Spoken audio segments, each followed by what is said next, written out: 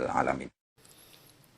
Wahai orang-orang yang beriman, kutiba dan wajibake alaikum ing atase sira kabeh apa asyamu poso.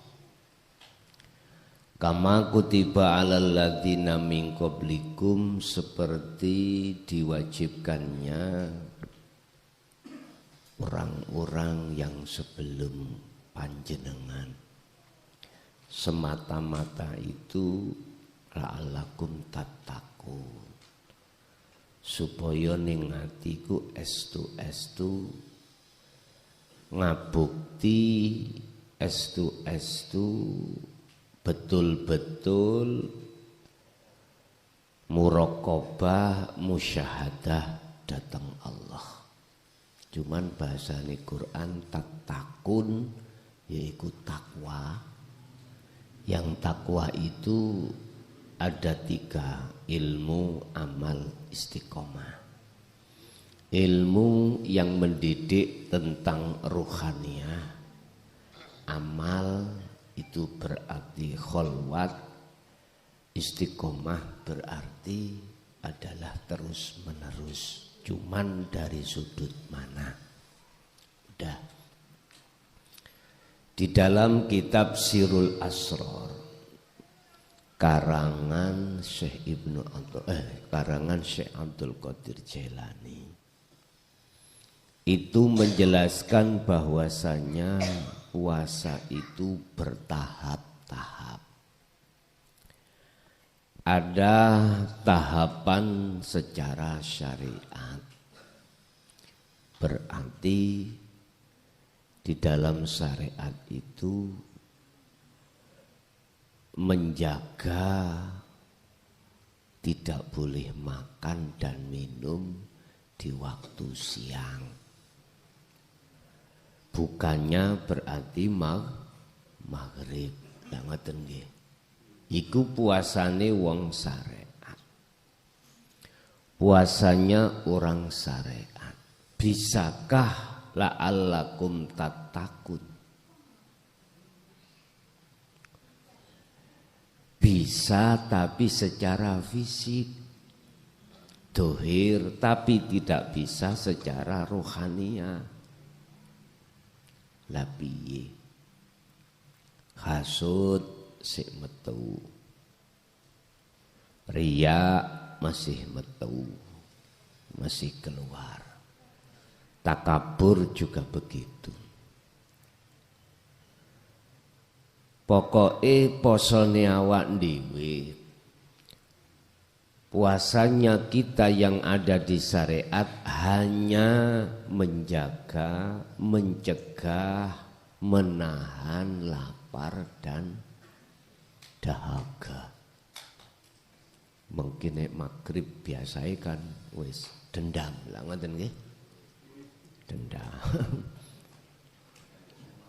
Koyok sego sak wakul dientekke. Koyok. Alah pus sak piring pun megek pun. Seperti kita seakan-akan nasi satu baskom itu dihabiskan, tapi nyatanya enggak.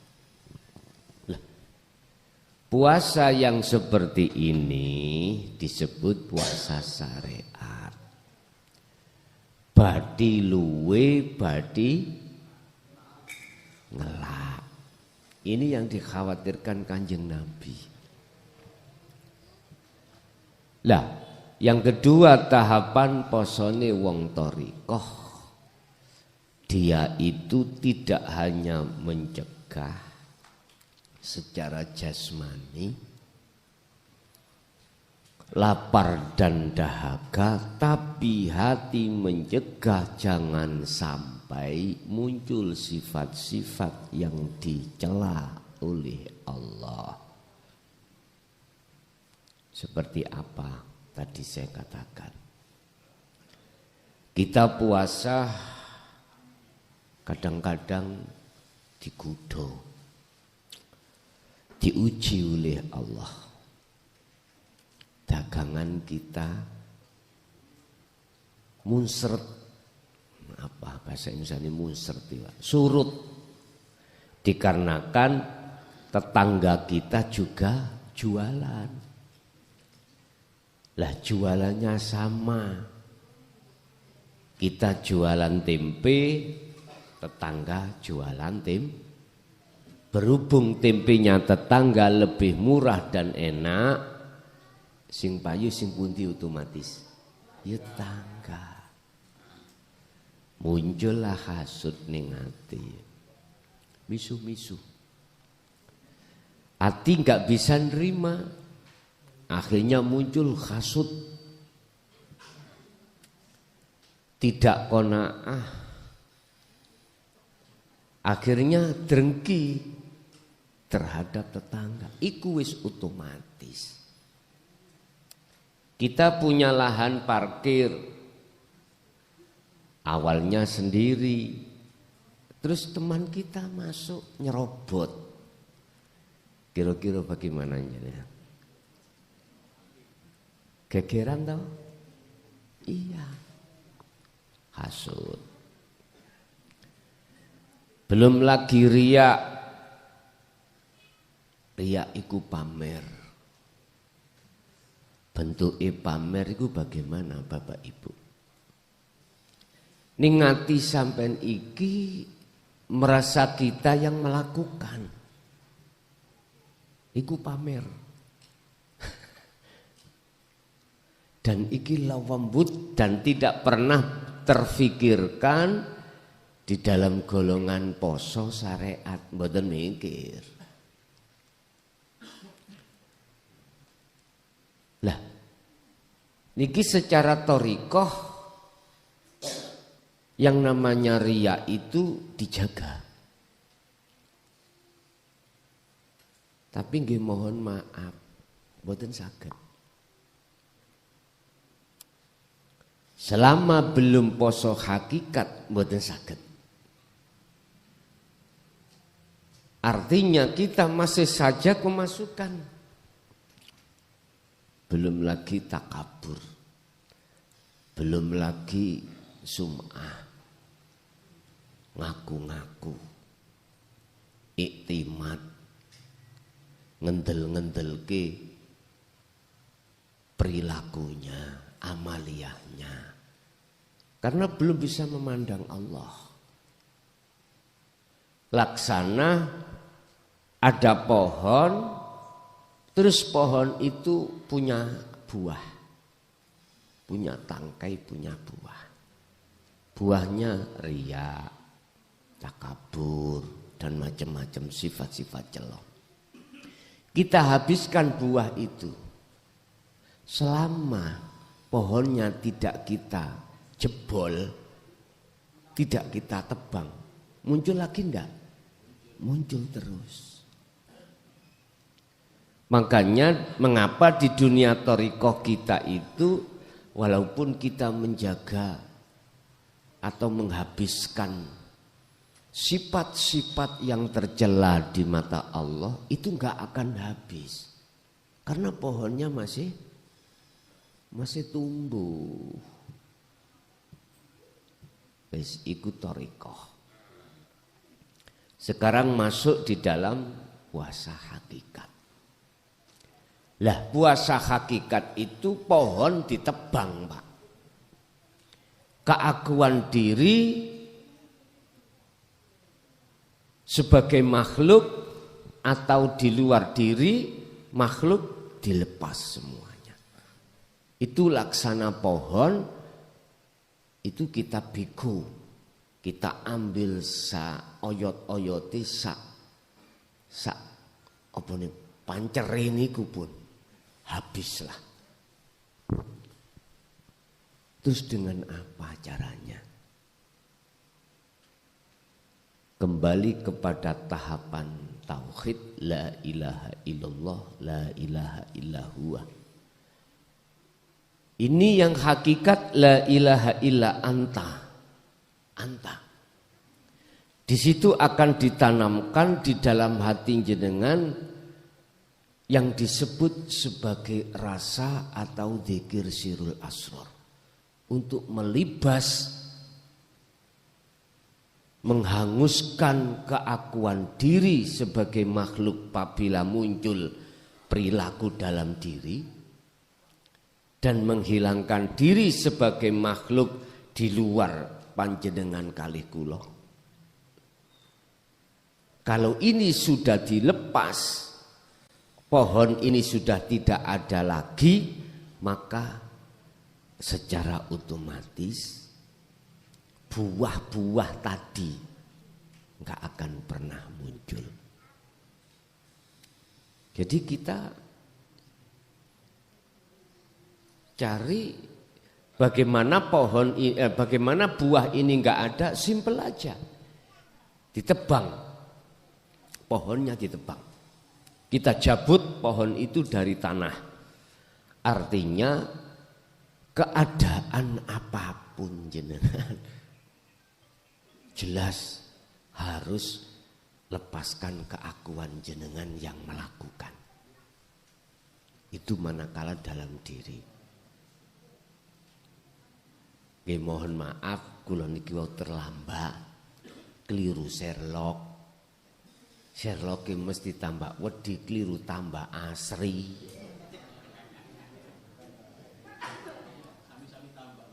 Nggih. Biasanya kalau tambah wedi itu langsung kita nanggone tol terakhir itu apa? Perak.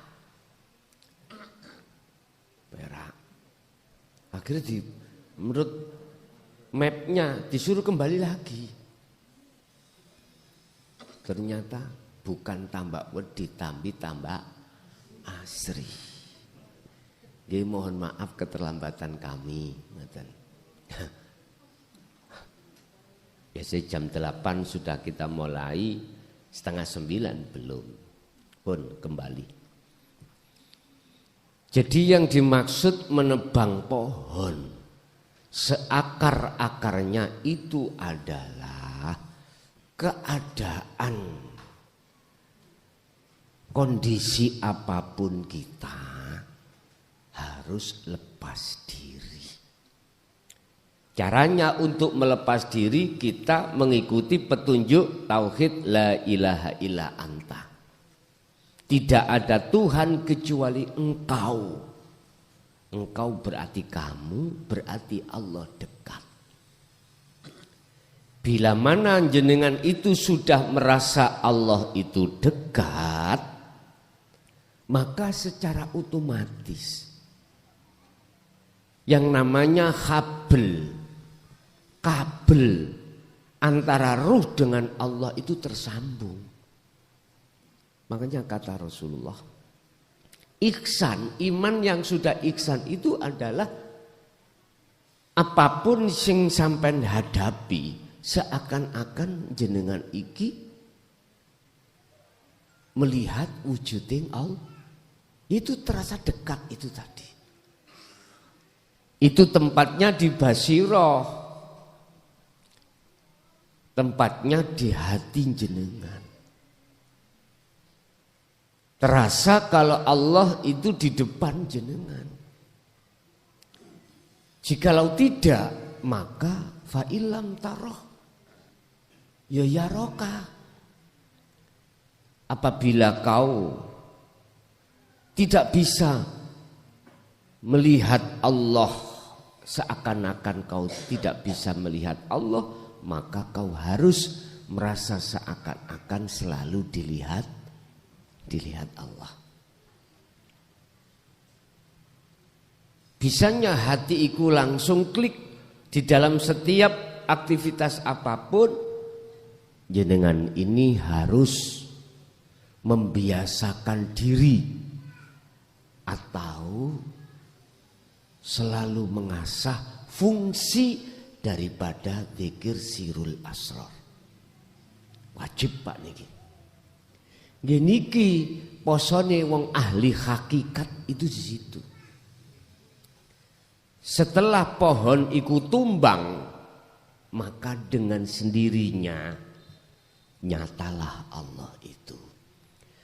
Setelah keakuan dirimu ini tumbang, keakuan makhluk dalam diri Anda ini tumbang, maka nyatalah Allah itu.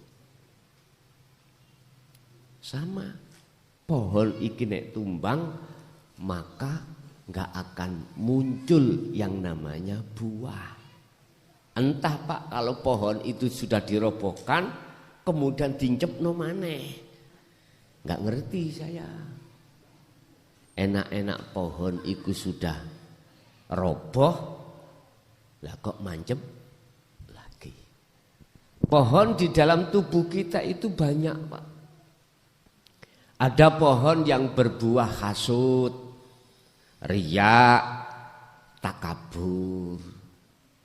Mboten situk merentul-merentul wakeh mboten. Jadi nek riya ya pohon riya, nek takabur ya pohon takabur. Mana yang harus sampai tumbangkan? Seluruhnya. Dan pohon iku tertancap, tertanam mulai sejak jenengan kali kula akil balik. Umur pinten Pak? Tergantung. Jenengan nek 30 tahun sampai iki posisine balik iki 15 tahun. Berarti umurnya pohon itu 15 tahun sudah. 15 tahun. Lah pohon kalau umur 15 tahun itu bagaimana? Dijebol kuat tak Pak? Dengan tangan. Mboten kuat. Maka semakin tinggi, mohon maaf. Ini yang berseberangan dengan teori syariat ya, mohon maaf. Siapa yang semakin tinggi ilmu syariat, semakin berat jebol. Berat. Kok bisa? Iya. Yang kurasa 23 tahun ini saya menyerukan dinut tauhid, justru sing gampang nyantol nrimo iku menengah ke bawah. Sing bodho-bodho ilmu dohire ekonomi yo nanggung, sugih gak sugih, melarat mendekati melarat. Iku sing gampang. Justru sing menengah ke atas alimnya awangel. Makanya saya itu mempunyai simpenan Pak. Bego cilik, bego gede, bego sing gawedhe. Tapi yo nunjem ning ati. Loro dhisik ning ati. Iya, kalau pohon itu hanya menancapnya tumbuhnya itu 1 hari Pak, dijebol ngeten Pak enak. Kalau anak kecil belum balik, belum muncul pohonnya. Belum muncul. Tapi nanti munculnya ketika saat anak kecil itu masuk balik sudah. Akhirnya diam-diam hati suka si A suka si B, begitu seterusnya. Mulai, apalagi pohonnya itu dimes Pak. Hari ini habis dimes, besok hujan, tambah subur.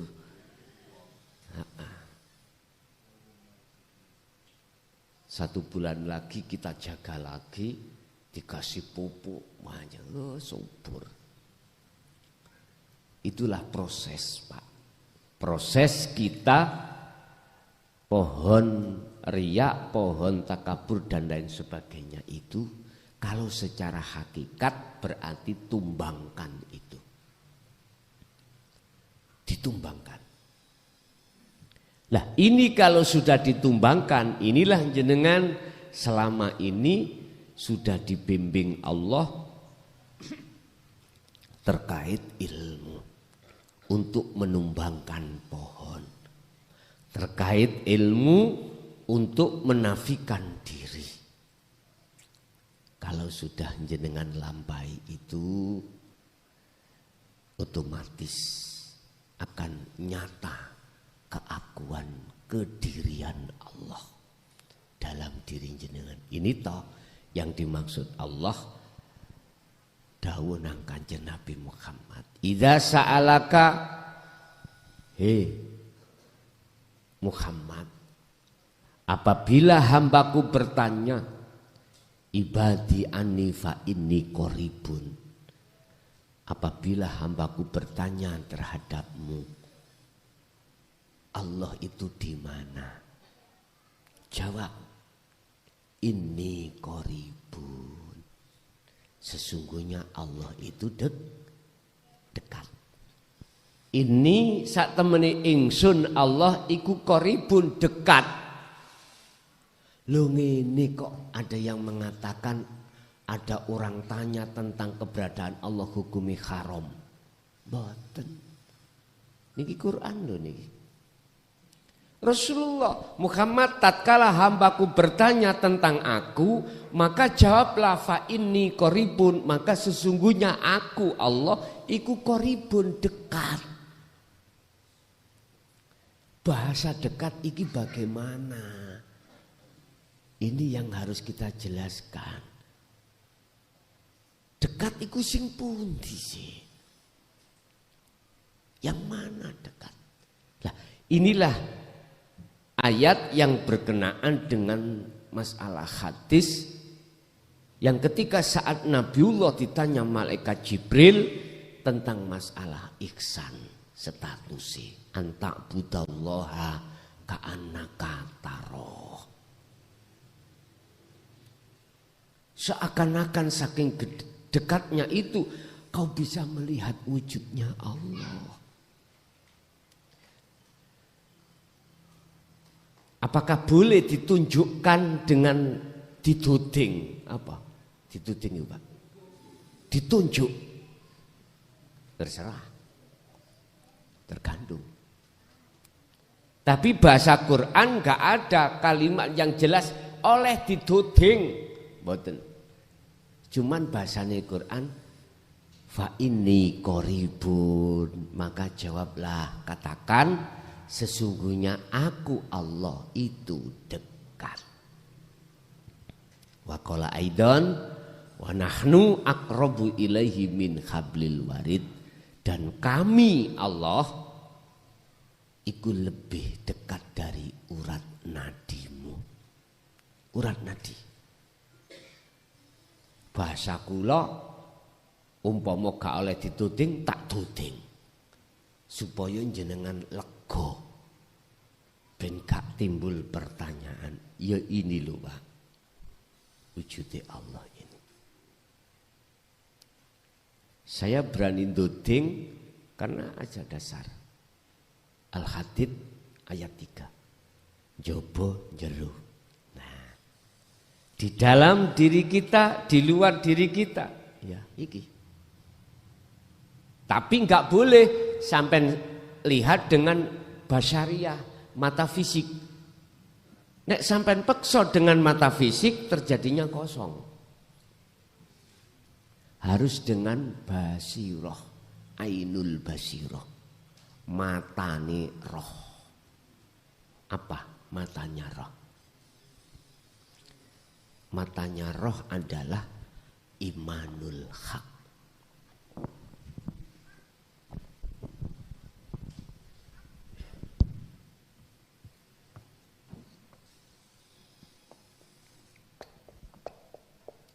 Kemarin ini saya sampaikan di Jawa Tengah.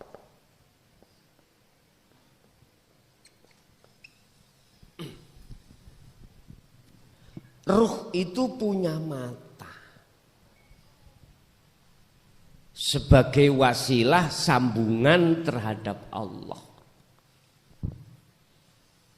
Ketika ruh itu bisa nyatakni wujudnya Allah, ruh harus meliputi beberapa proses.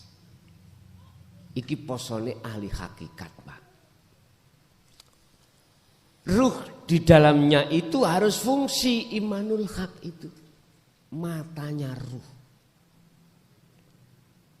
Iman yang benar itu iman yang tidak ada selain Allah ini. Dalam hal konteks apapun. Contoh misalnya niki gedang. Jenengan oncei, jenengan dahar. Terasa manis, nggih. Normal lho, Pak, manis. Ketika manjing masuknya manis di lidah kita, hati kita imannya harus pada Allah. Bukan pada pisang. Ala innahu bikulli syai'in muhit.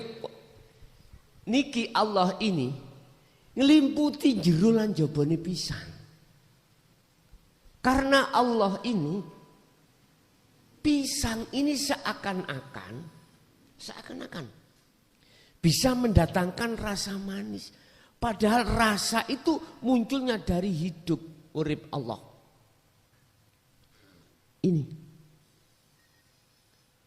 Berhubung poso sampean poso syariat, berhubung jenengan iku sik ana tingkatan thariqah, mboten saged mripate atiku fungsi nrombol Allahnya mboten saged. Paham nggih? Imanul haq, matane ati kudu melek. Harus apa sih bahasa Indonesia melek niku? Melek ngoten nggih?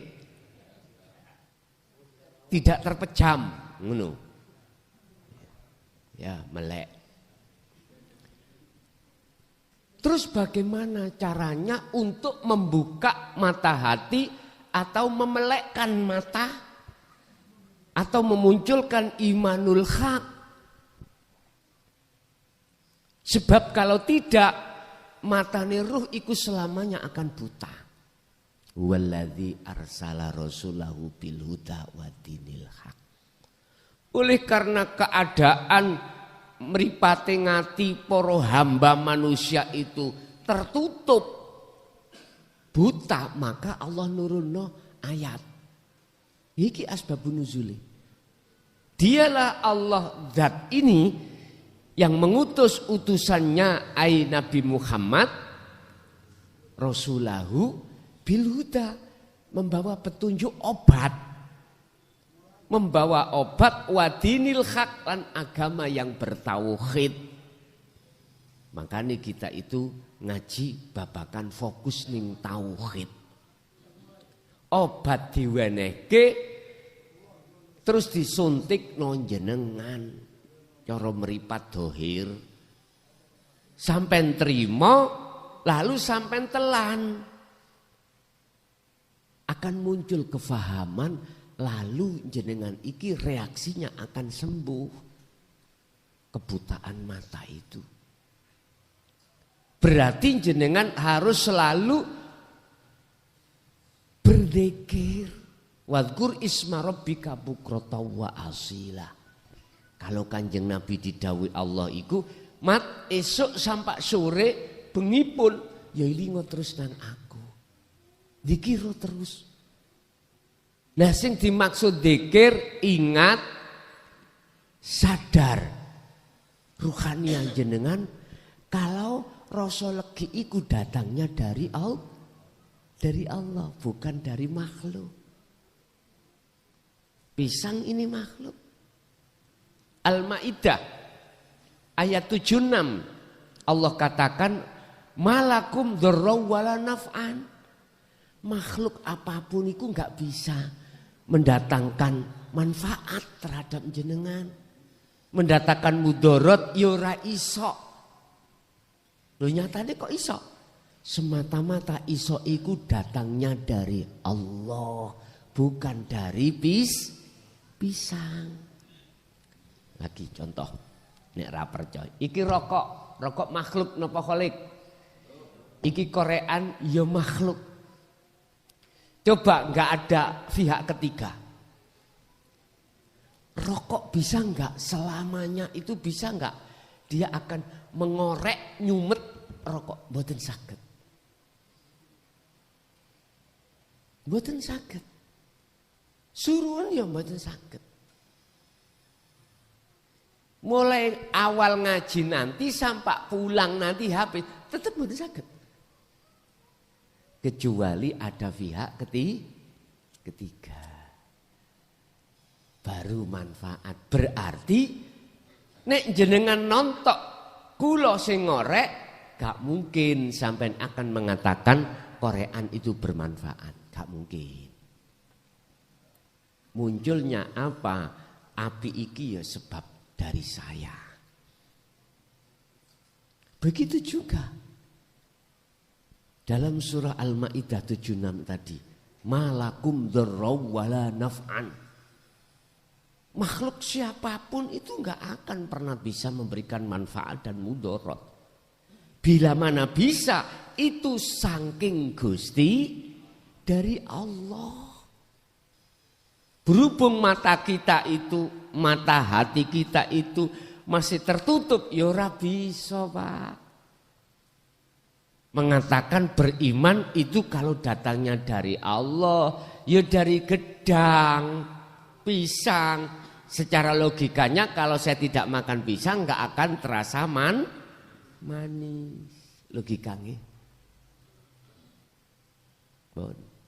Mula imanul haq harus dibangunkan. Carane ilmu, amal, istiqomah. Rasa iman sing bener iki nek wis nancep ning ati sampean, maka surat Nur ayat 35 Allah katakan nurun ala nurin yahdillahu linurihi mayyasha. Anda akan dimasukkan Allah dalam golongan yang diberikan Allah cahaya makrifat. Yang tujuannya linurihi mayyasha, untuk memadangkan jagate ati sampeyan kali kula sing asale gelap ben dadi padang. Berarti cahaya makrifat, nur makrifat itu datang prosesnya karena ruh itu memfungsikan iman yang sebenarnya. Kalau nur itu sudah menyala, nur makrifat itu sudah menyala di dalam hati jenengan, tondoni Pak, tondoni. Jenengan itu wis gak duweni iman. Kalau jenengan sing salat, kalau jenengan sing poso, kalau jenengan sing agawe, kalau jenengan yang melakukan. Kalau makhluk si A, si B, si C yang melakukan sudah enggak ada. Itu kalau tondo nur makrifat sudah masuk. Berselang ketika hilangnya iman yang tadinya pada makhluk itu hilang, maka saat itu juga nyatalah wujudnya Allah. Itulah yang dimaksud kul ja'al haqqu wa zahaqal batil innal batila kana zahuqa. Nek lampu iki wis menyala, sinare datang, maka gelap iku saknalika hilang. Lah terjadinya hati makrifat iku gak harus ada di tengah-tengah jasad iki jenengan sholat. Gak harus di tengah-tengah jasad iki zakat, puasa, haji. Enggak. Mestinya itu terjadi di luar sikon itu juga oke. Waktu kerja oke. Waktu jenengan jagongan ya oke. Tak terbatas Pak waktu. Makanya Allah mengatakan fa'ainama. Apapun keadaanmu. Hatimu harus oke menyang aku tok. Ngoten lho. Oke. Ketok wong wadok wayu harus oke. Nggih. Harus oke. Halo, kalau tidak ada Allah di situ, ya ora oke. Ora oke, ora bisa ketemu jenengan. Jenengan bercinta pada istri anak jenengan, monggo. Jasmani silakan. Tapi hati jenengan harus oke nang Allah. Tadi saya katakan innahu bikulli syai'im muhit. Allah itu di dalam dan di luar melimputi setiap segala hal apapun termasuk istri anak. Mula oleh karena itu ojo kok tinggalno istri masih cerewet toyo apa jarno ae. Ojo kok tinggalno gara-gara cerewet, jangan. Jangan estu. Kok sing mburi ngomong dijolno, ojo. Lho ning cerewete garwa sampeyan ngono Allah. Ngoten. Makanya istri sampean ku anfusakum wa ahlikum naro. Tugas dan kewajiban jenengan ajaan untuk hati berzikir nang Allah. Sadar. Engko nek cerewete ilang lah. Suwe-suwe lah ilang mungkin. Dan perlu istri cerewet itu perlu demi kebaikan. Ngoten Bu nggih. Jenengan bengi ra mulih-mulih apa maneh malam Jumat. Istri cerewet. Iku supaya jenengan cegak masuk angin. Ngaten ta. Pun iki salate posone wong ahli hakikat. Manakala sudah roboh pohonnya otomatis puasane ahli hakikat itu sama dengan ahli makrifat. Nek wis ahli makrifat, ya ampun. Inilah la'allakum tattaqun. Mesti takwa itu menjamur dalam hati jenengan. Akhirnya Allah dawuh, inna akramakum indallahi atqakum. Derajat yang paling luhur di mata Allah ya takwa iku mau. Makrifat iku mau. Wonten sing takok. Pohon kula rubuh, meniku ngadeg mah. Mana? Ana sing ngoten. Wis rubuhe pohon sampak gak bangun-bangun, pohon bakaran. Aja kok rubuhna tok. Dirubuhna ayate sik nyantol. Sampai bakar, musnahkan. Caranya piye? Kembalilah pada satu ayat. Alladzina yadhkurunallaha qiyaman wa qu'udan wa ala junubihim. Wis. Posisi jenengan iki sibuk utawa istirahat, tetep jenengan iku ati berzikir nang Gusti. Ya niki cara untuk membakar pohon itu. Inilah cara musyahadatul fana ke kamil ke bakok. Wis. Bapak Ibu, ini sudah dilakukan oleh Kanjeng Nabi dan diteruskan oleh tabi'ina solihin. Lah kita harus tabek teng mriku mengikuti. Kersane jenengan dos pundi. Wis ngene lho dulur, gak usah angel-angel. Lakonono sak mampu panjeneng biqadril imkan. Mboten napa-napa. Dene suwe mlakune meningkate takwa iki ning ngersane Allah. Jenengan gak berat sak mampune, sing penting jenengan kali kula mboten sampak berputus asa. Wala tayasu fi roihillah. Jangan Anda berputus asa dalam rangka menyongsong rahmat Allah di fana, di kamil dan di bakok.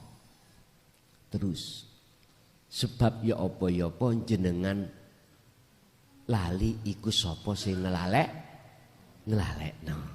Jenengan eling sapa sing ngelingno. Lha wis enak. Syekh Ibnu Athaillah memberikan kelonggaran hukum wonten mriku biqadril imkan wis sak mampumu.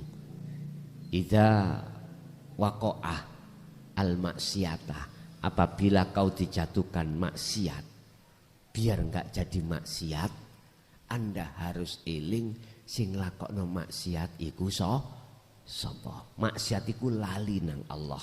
Berarti lali jenengan iki sapa sing ngelalek. Rujukane hati harus di situ. Wis. Semakin kuat imanul haq, maka semakin benter dan bercahayalah nur makrifat. Apabila semakin nur makrifat semakin benter, maka semakin nyatalah wujudnya Allah. Bentere nur makrifat itu gak koyok bentere sengenge ngeten iki. Nek bentere sengenge matahari itu ada panasnya, Pak. Panasnya. Tapi kalau benternya menyalanya nur makrifat, walaupun sebenter apapun itu terasa dingin, maknyes. Niku bedane matahari sinarnya dengan nur makrifat. Itulah tahapan-tahapan puasa baik secara syariat, thariqat, hakikat, bahkan sampai makrifat. Di dalam tafsir Jalalain secara syariat mensikapi tentang buah khuldi secara syariat dulu. Itu laksana gandum. Kalau di Indonesia jagung. Jagung itu mesti ana rambutnya. Ya. Iku kanggo kerih-kerian ya. Tapi hakikatnya mboten wonten mriku. Yang ditanyakan hakikat. Hakikat. Wa zuyyina linnasi hubbus syahawah. Kesenangan sing disenengi nafsu. Itulah hakikat buah khuldi. Apa? Kehidupan kenikmatan yang bersifatkan duniawiyah. Itulah hakikat buah khuldi. Apakah lebih nikmat daripada surga? Kok Nabi Adam iku mau ambek Hawa kesensem? Nyuwun sewu. Ad-dunya mata'ul ghurur wal akhiratu khairu wa abqa. Sebelum iblis iku nyesatno Nabi Adam, sebelum nafsu nyesatkan ruh-ruh kita, iblis iku sudah dapat dua rekom dari Allah untuk menyesatkan. Satu, umur tidak dimatikan sampai hari kiamat. Dua, diberikan kewenangan izin untuk menggoda dan menjerumuskan Adam dan anak putu. Ya apa carane? Dengan syahwatud dunia inilah Pak Bu, dijadikan oleh nafsu atau iblis supaya Adam itu mengikuti apa seruan iblis. Iblis menyuruh bahwasanya kenikmatan selain surga itu kekal. Makanya disebut khuldi, artinya kekal. Khuldi maknanya kekal. Supaya Adam menganggap iki kekal. Padahal kan sebelum kan sudah diweling Allah. Sudah dibisiki Allah, sudah dikei warning nang Allah. Adam, silakan kau hidup di surgaku dengan Hawa selama-lamanya. Tapi satu, wala taqrabah hadhihi sajarah. Jangan kau dekati pohon itu. Sebab pohon itu nanti ada buah yang mengakibatkan kau tak usir dari surga. Siap. Jenengan ngoten. Syahidna, jawab sampean syahidna. Alastu bi rabbikum, jenengan jawab qalu bala syahidna. Injih. La. Akil balik masuk, dep dewasa. Syahwatul farji, syahwat yang lainnya bermunculan, Pak. Karena kita mendekat. Sampean pingin gak mendekat nang alas ijen. Wis, gak kepingin tuku motor, gak kepingin dadi DPR. Wis gak kepinginan balas sampean. Karena menjauh dari buah khuldi. Ya Allah yang karim. Inilah yang dijadikan masyayikh biyen. Mengapa beliau topo, kholwat, uzlah kok tinggalkan semuanya? Seperti ini. Akhirnya anak, istri, dunya brono ditinggalkan, gendeng. Lah ngoten nggih. Wis padahal ya ora gendeng. Tapi wong liya yang menganggap gendeng karena sifat-sifatnya itu. Wis menjauh.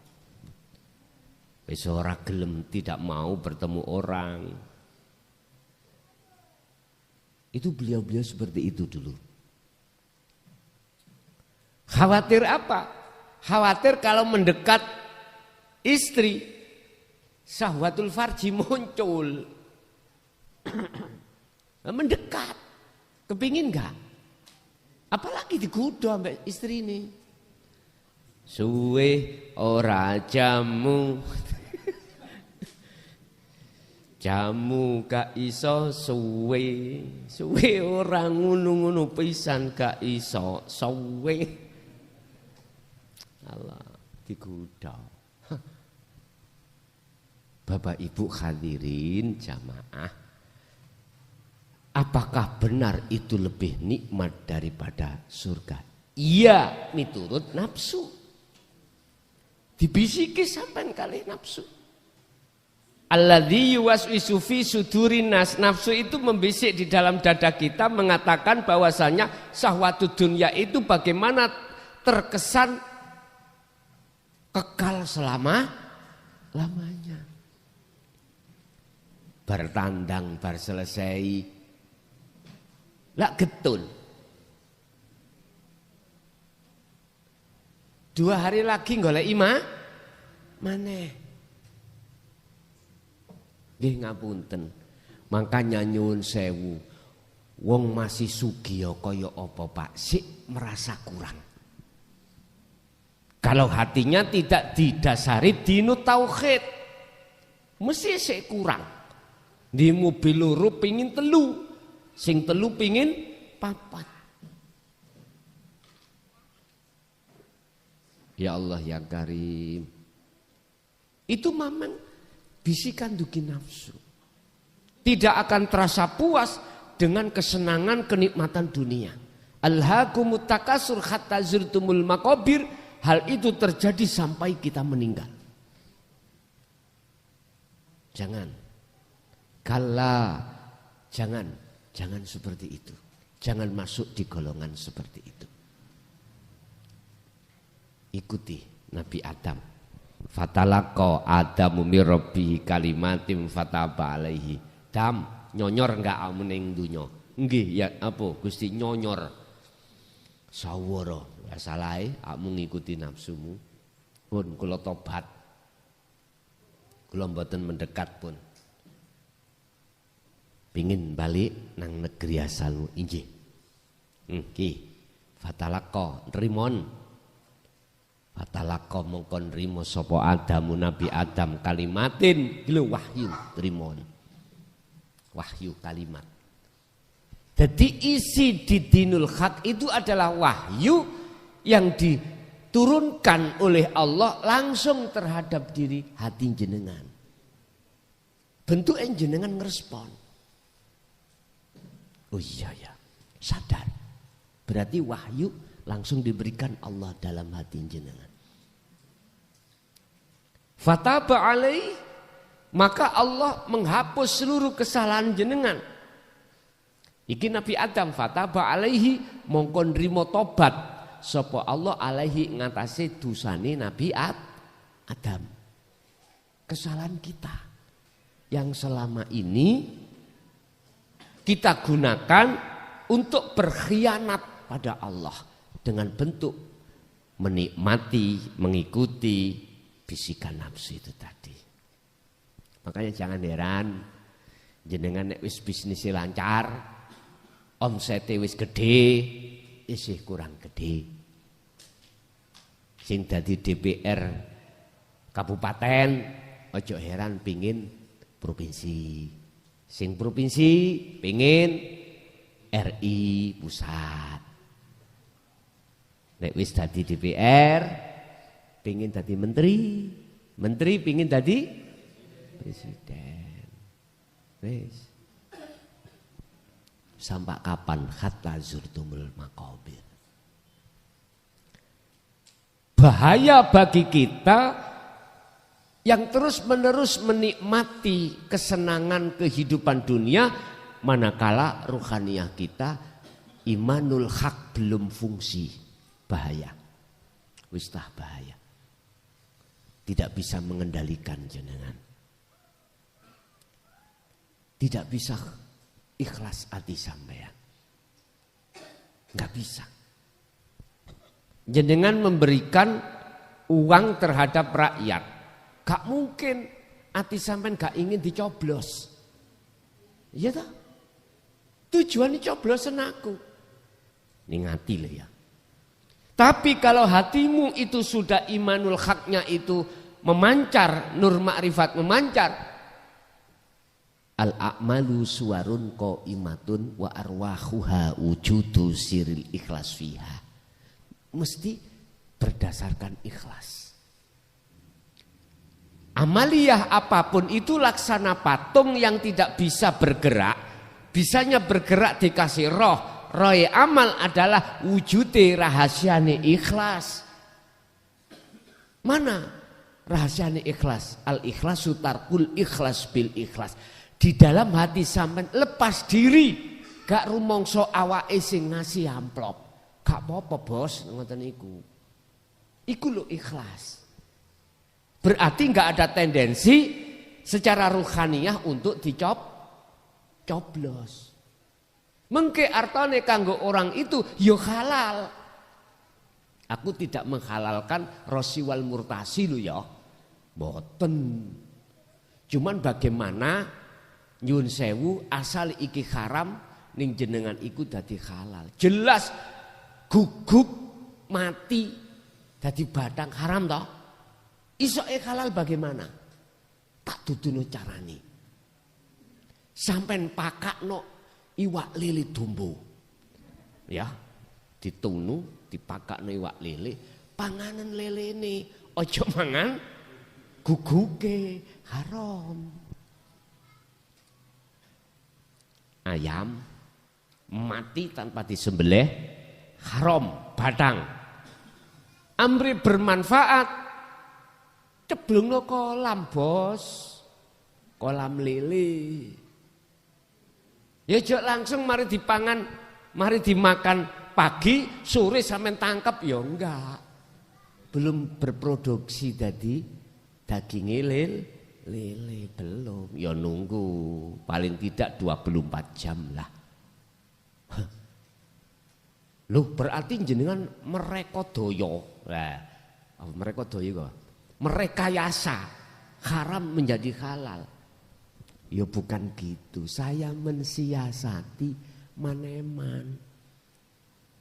Beda loh Pak, ayam mati tanpa disembelih, udah kita bawa ke pasar. Jelas kita jualannya haram, karena yang kita jual itu adalah batang bangkai. Beda, biar bermanfaat dan tidak mudarat terhadap orang lain. Yang penting mensiasati benar. Jadi ayam itu jangan dibuang bos. Dibakar dhisik ben gurih iwak lele oleh mangan. Sakno iwak lele. Wis cemplungno ikan lele atau dicacah-cacah ngeten nggih. Baru kasihkan. Biarin nanti 1 bulan atau berapa hari udah jualan. Iku bahasa mensiasati. Tak apa-apa. Lah mereka-mereka yang ikhlas, mohon maaf, memang rosi wal murtasi finnar. Secara hukum fikih enggak boleh.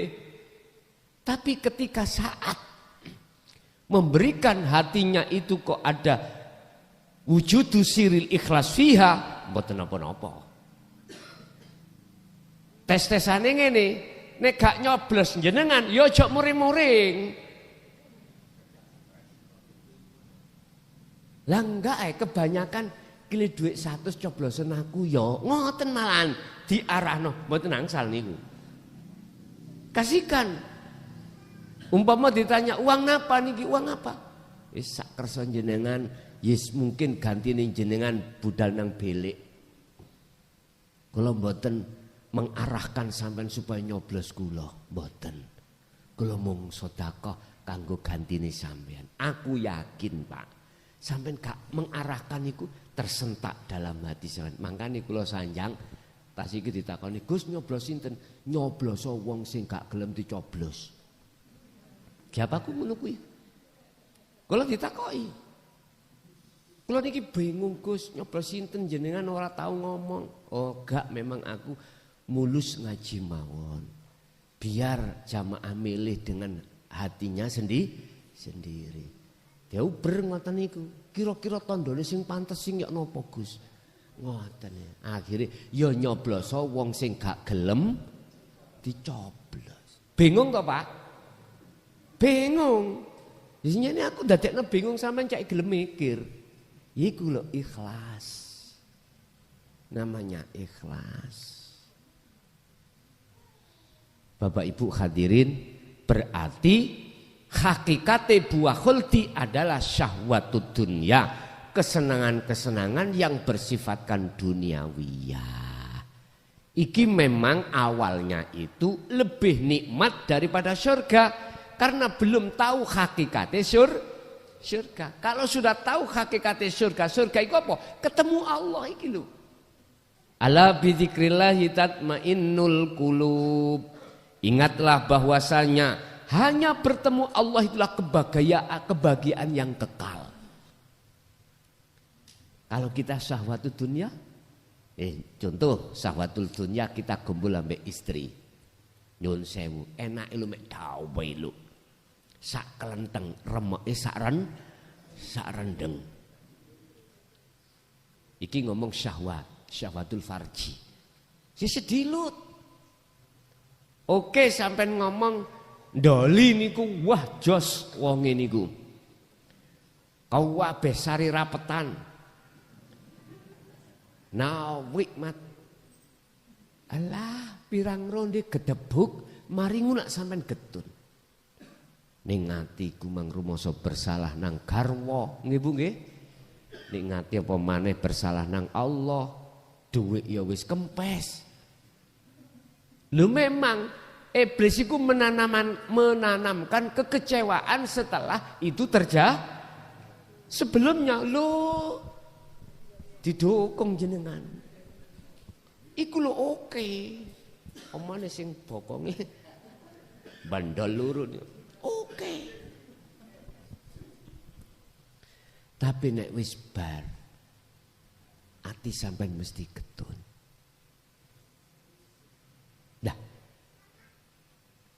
Iki Bapak Ibu kalau jenengan ruhanian jenengan cahya makrifati betul-betul wis muncrat sudah menyala udah gini ki sing dimaksud wal akhiratu khairu wa abqa mesti jenengan iku mengatakan lebih nikmat bertemu Allah daripada kesenangan dunia.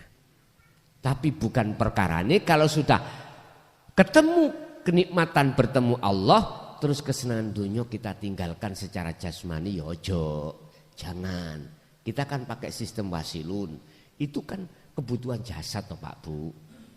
Ya ojo ditinggalno anak bojo jangan. Kerja ya tetap kerja. Ya sepedu ono Allah di dalam kerjamu. Wis sak mampune Anda. Begitu. Bon satu.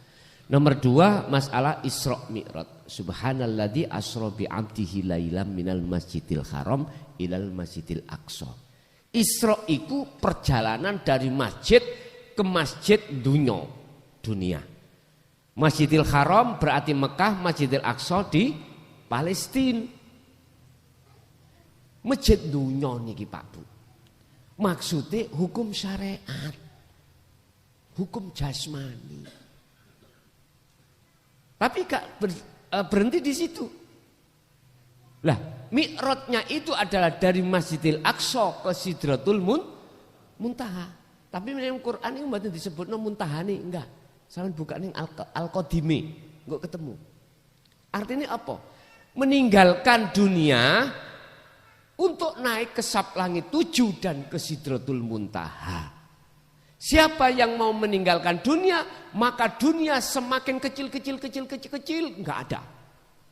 Siapa yang hatinya selalu berzikir sirul asr, maka dunia wujudnya selain Allah itu akan tiada. Enggak percaya sampai naik ke pesawat. Naik ke pesawat sampai. Tinggalkan bumi ini. Mang lho, omah sakmene gedene ketika pesawat naik tambah munggah, omah cilik-cilik ngono. Sampeyan tinggal nang jendela lah. Nek gak tau numpak pesawat, numpak olah. Munggah, tambah cilik. Bahkan nanti ada titik di mana dunia wis gak kelihatan. Wis ra ono saking adohe. Artinya sampai semakin dekat kepada Sidratul Muntaha. Iki bahasa syariat.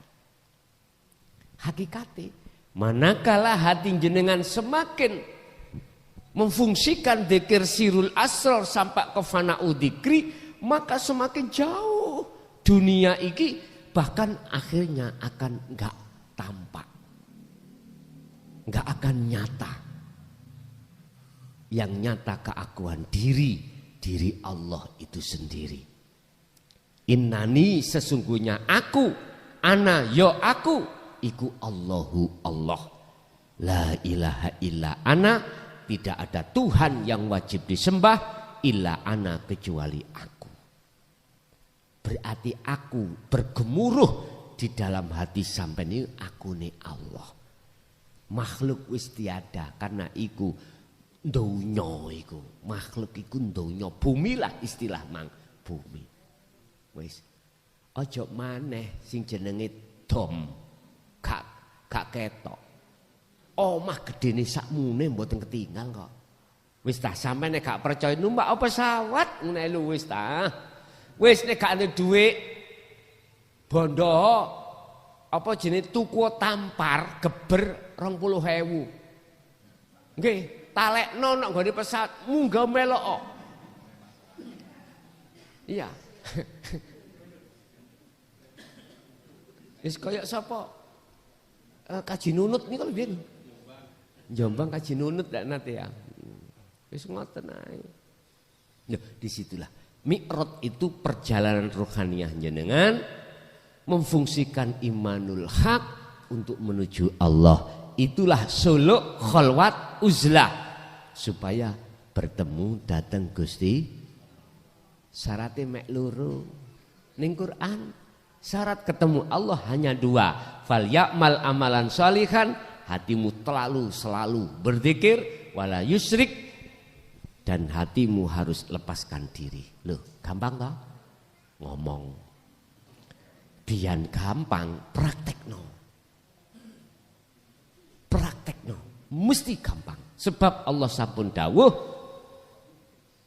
wa mangkana yarju liqa Allah, mangkana yarju liqa Allah fa inna ajalallah la'at. Sing sapa wonge ning atine duweni kepinginan ninggalno donya ketemu aku, mesti aku berjanji pada waktu yang ku tentukan pertemuan akan terjadi. Belajar mumbul amen.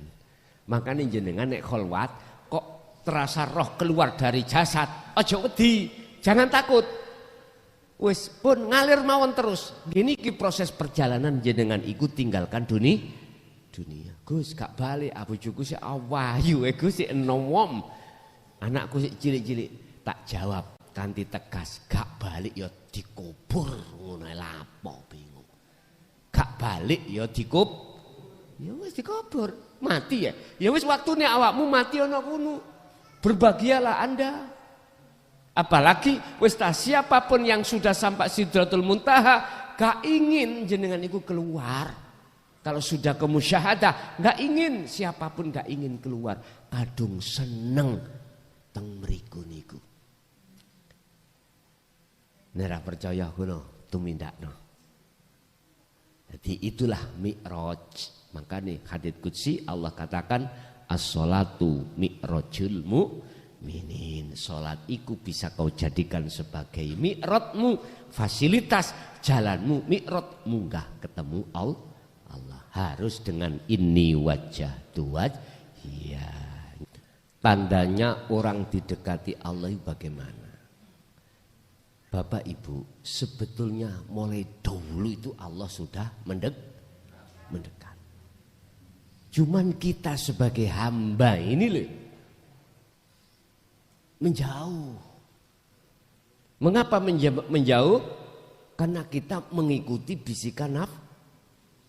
Alladzina kafaru awliya'uhumut taghut walladzina kafaru awliya'uhumut taghut yukhrijunahum minan nuri ilal dhulumat. Sesungguhnya adapun orang-orang yang mengindahkan nafsu sebagai pelindung atau pemimpin, otomatis kita mengikuti. Kita jadi jamaahnya, ya mengikuti. Yukhrijunahum minan nuri ilal dhulumat. Itulah yang menjadikan gelapnya hati pada Allah. Itulah yang menjadikan jauhnya ruhaniyah pada Allah. Bagaimana Allah iku jauh? Lawang setiap makhluk sing bergerak niki lho sing nandangi iku Gusti. Pinter nafsu membuat terkesan supaya jenengan iki jauh pada Allah. Wa ma ubari'u nafsi innan nafsa la amaratum bisu. Biar jauh, kalau sudah merasa jauh biar lalai pada Allah. Lah, tanda-tanda kalau Allah itu sudah dekat pada diri kita sangat mudah. Pertama, hati itu tidak menolak alias menerima tatkala dinut tauhid itu disampaikan. Kedua, jenengan selalu melakukan bentuk zikir atau kholwat di setiap saat dan waktu, walaupun durasinya enggak lama. Itu pasti. Yang ketiga, jenengan selalu koneksi beriman yusyahiduna annal fa'ila wallahu ta'ala. Hati sampai selalu iman meyakini bukan kita yang melakukan, bukan manusia makhluk yang bisa bergerak, yang punya gerak itu enggak, tapi hati terasa mengimani, merasakan semuanya itu adalah Allah. La haula wala quwata illa bil. Iku mboten diucap tapi dirasa. Niki tandane, Pak. Bukan tandane ngalor ngidul mesti nggawa serban. Bukan tandanya itu selalu sholatnya tekun secara syariat. Tidak harus itu. Enggak. Tergantung Allah meletakkan jenengan sebagai kekasihnya di mana. Sebab suka-suka Allah meletakkan kekasihnya jadi pedagang. Boleh. Petani bisa. Penjudi. Kaget nih sama aku penjudi gitu. Si durung waktune wis ditutup ae kupinge. Ngapunten. Kita tidak tahu semua hati manusia. Yang tahu adalah Allah. Innallaha ya'lamu ma fis sudur. Bisa jadi kekasih Allah, walinya Allah itu melakukan sesuatu yang kita itu bertolak belakang secara syar'i. Makanya hati-hati ambek sapa wae iku gak usah duweni prasangka sing elek. Gak usah. Jangan. Kita enggak akan punya prasangka jelek pada orang lain manakala hati kita sibuk berzikir pada Allah. Jadi Allah terasa dekat. Itulah yang disebut Kanjeng Nabi ihsan. Makanya ayatnya ya ayyuhalladzina amanu khulu fisilmi kafah, yang dikhitopi, yang dipanggil itu orang yang beriman, diperintahkan untuk menyempurnakan Islami. Masuklah dalam agama Islam dengan sempurna. Maksudnya roh kita itu belum imani ihsan, belum. Imannya masih katanya. Nek wis membuktikan siapa Allah yang sebenarnya, berarti itu sudah ihsan. Tondone gampang. Atine iku selalu eling dateng Gusti. Orang lain gak roh. Maksudnya eling itu sadar kalau semua itu sumbernya datangnya dari Allah. Oke. Ada lagi? Cukup? Oke. Bapak Ibu hadirin jamaah rahimakumullah, itulah apa yang kita terima dari Allah, beberapa ilmu untuk modal kita berkholwat, untuk modal kita berzikir. Semoga menjadi ilmu yang bermanfaat fid dini wa dunya wal akhirah, terutama terhadap anak keturunan kita. Mudah-mudahan dijadikan Allah sebagai anak ingkang solih dan solihah. Lahumul Fatihah.